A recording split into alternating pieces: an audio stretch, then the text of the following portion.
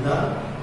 हम पढ़ रहे थे हर्बर्ट स्पेंसर का सावेल सिद्धांत। तो मैंने आपको बताया था कि हर्बर्ट स्पेंसर ये मानते हैं कि राज्य न केवल शरीर के समान है बल्कि एक जीवधारी शरीर भी है।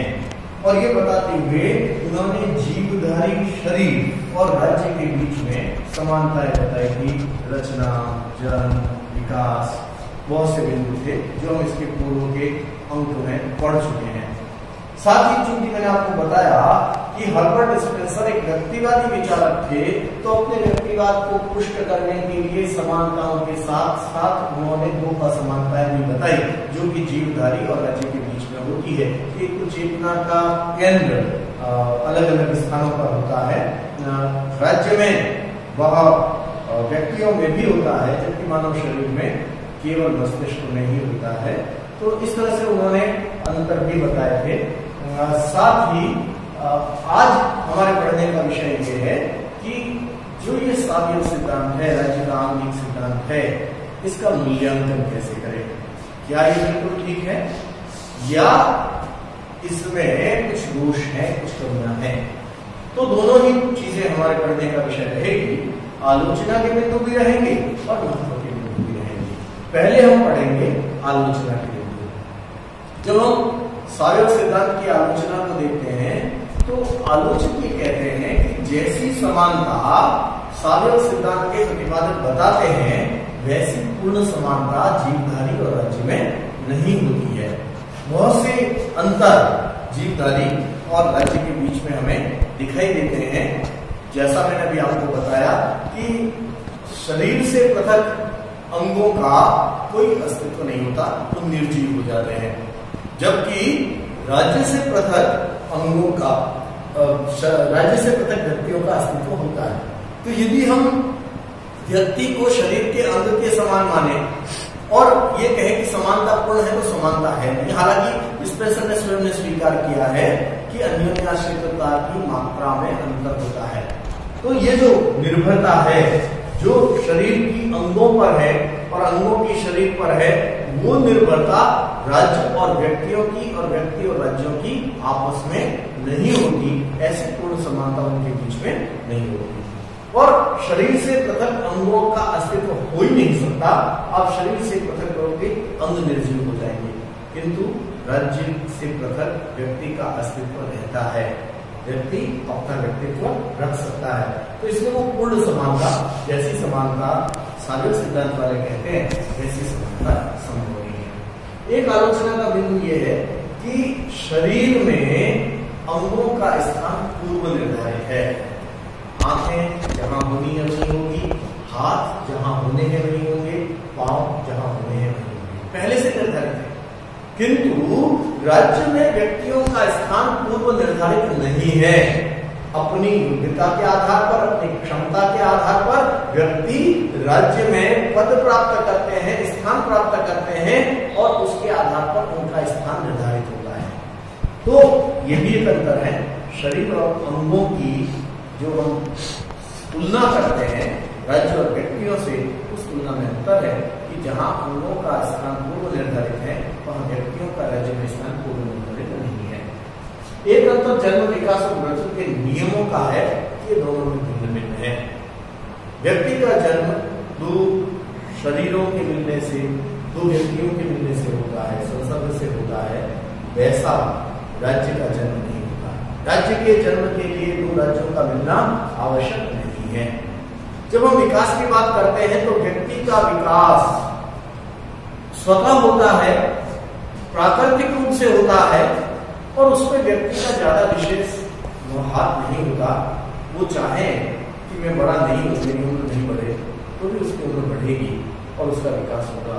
वो चाहे कि मैं लंबा नहीं हूं या मैं मोटा नहीं हूं, वो भी होगा, क्योंकि ये प्राकृतिक क्रिया है जो स्वतः स्फूर्त होती है। किंतु राज्य का विकास उसमें रहने वाले व्यक्तियों के प्रयासों पर निर्भर है, सरकार के प्रयासों पर निर्भर है, शासन के प्रयासों पर निर्भर है। तो जन्म का नियम भिन्न है, विकास का नियम भिन्न है और मृत्यु का नियम भी भिन्न है। जो व्यक्ति जन्म लेता है निश्चित तौर पर एक आयु प्राप्त करने के बाद उसकी मृत्यु अवश्य होती है। किंतु राज्य स्थायी है, राज्य नष्ट नहीं होता। जब तक संप्रभुता का स्थायी तत्व राज्य में निवास करता है, राज्य नष्ट नहीं होता।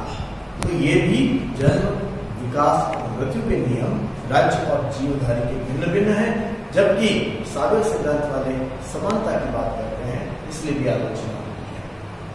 आलोचना का एक बिंदु ये भी है कि राज्य के कार्यक्षेत्र का संतोषजनक उत्तर सावेर सिद्धांत नहीं देता। जैसा विचारक वैसा निष्कर्ष इस सिद्धांत के आधार पर निकालते हैं। मैंने पहले खंड में भी आपको कहा कि हर्बर्ट स्पेंसर ने असमानता अपने व्यक्तिवादी विचारों को पुष्ट करने के लिए बताई। तो जहां व्यक्तिवादी इस सावेर सिद्धांत के आधार पर अपने व्यक्तिवाद को पुष्ट करते हैं, वहीं हक्सले जैसे विचारक निरंकुशवाद को पुष्ट करने के लिए कहते हैं कि जीवधारी के शरीर में मस्तिष्क सब कुछ होता है, चेतना का केंद्र मस्तिष्क है, तो राज्य में भी शासक ही सब कुछ है, यानी सर्वाधिकार उसी के पास सुरक्षित होना चाहिए। तो वो अपनी निरंकुशतावाद को पुष्ट करने के लिए इसका उपयोग करते हैं। तो एक स्पष्ट राज्य के कार्य क्या होने चाहिए, इसकी व्याख्या ठीक ढंग से सावेर सिद्धांत नहीं कर सकता है, इसलिए भी इसकी आलोचना होती है। आलोचना का बिंदु ये भी है कि यदि हम सावेर सिद्धांत को स्वीकार कर लेते हैं तो उसका भयंकर परिणाम होगा, व्यक्ति राज्य का दास बन जाएगा।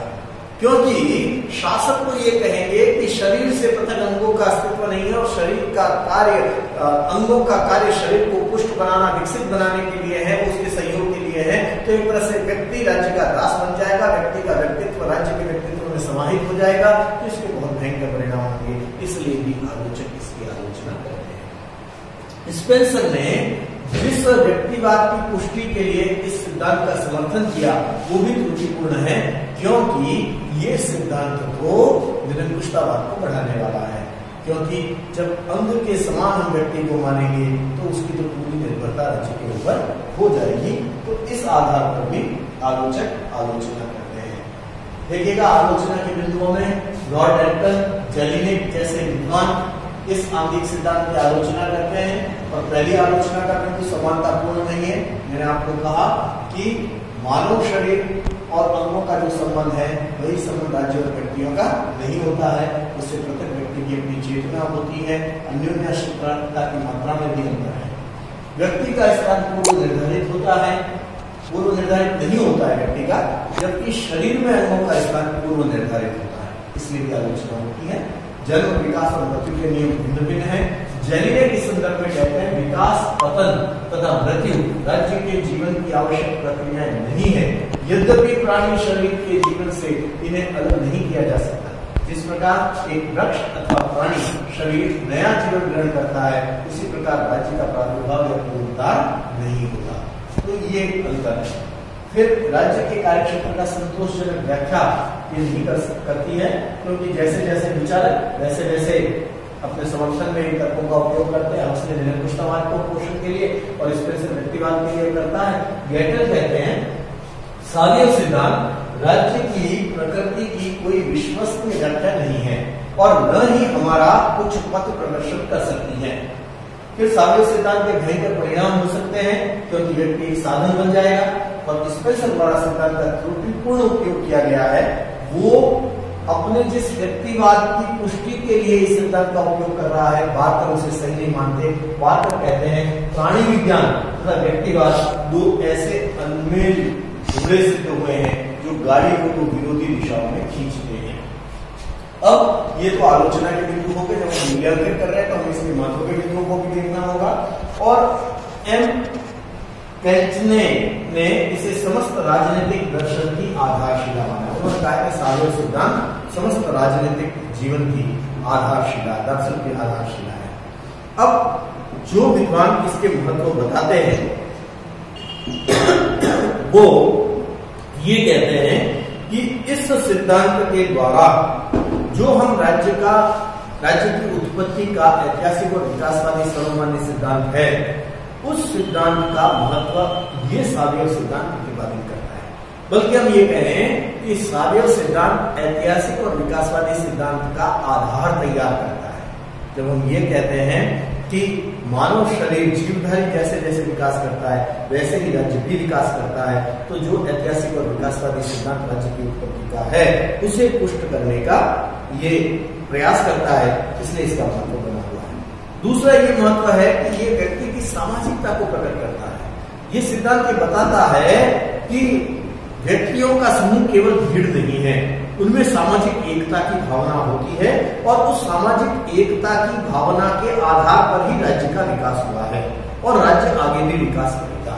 तो ये जो सामाजिकता की भावना को पुष्ट करने का सिद्धांत है ये भी सावेव सिद्धांत के माध्यम से होता है, इसलिए इसका महत्व बना हुआ है। ये सामाजिक जीवन की मौलिक एकता को प्रकट करता है, इसलिए भी ये सिद्धांत महत्वपूर्ण है।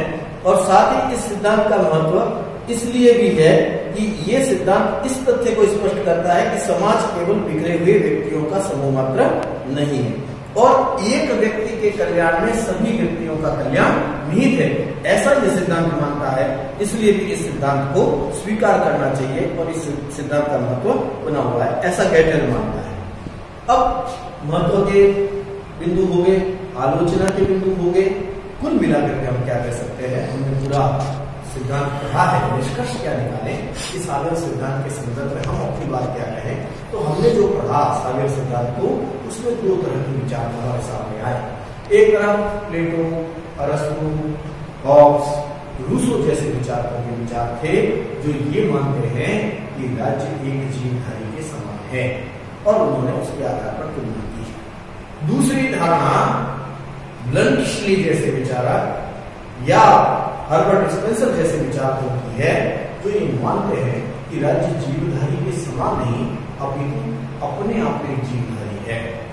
तो जब हम दोनों धारणाओं को देखते हैं तो पहली धारणा राज्य को जीवधारी के समान मानने वाली को हम स्वीकार कर सकते हैं, पर राज्य एक जीवधारी ही है ये इतना स्वीकार्य नहीं है। तो कुल मिलाकर के हमें कह सकते हैं कि सावेव सिद्धांत के अंतर्गत राज्य को जीवधारी के समान मानना हम राजनीति विज्ञान में स्वीकार कर सकते हैं, पर राज्य अपने आप में ही जीवधारी है इस बात को हम स्वीकार नहीं कर सकते। तो ये पूरा था हमारा राज्य की प्रकृति के संदर्भ में सावेव सिद्धांत। राज्य की प्रकृति के बाकी सारे सिद्धांत व्यक्तिवादी, उदारवादी, आदर्शवादी मैं आपको पूर्व में बता चुका हूँ। तो कुल मिलाकर के राज्य की प्रकृति हमने पूरी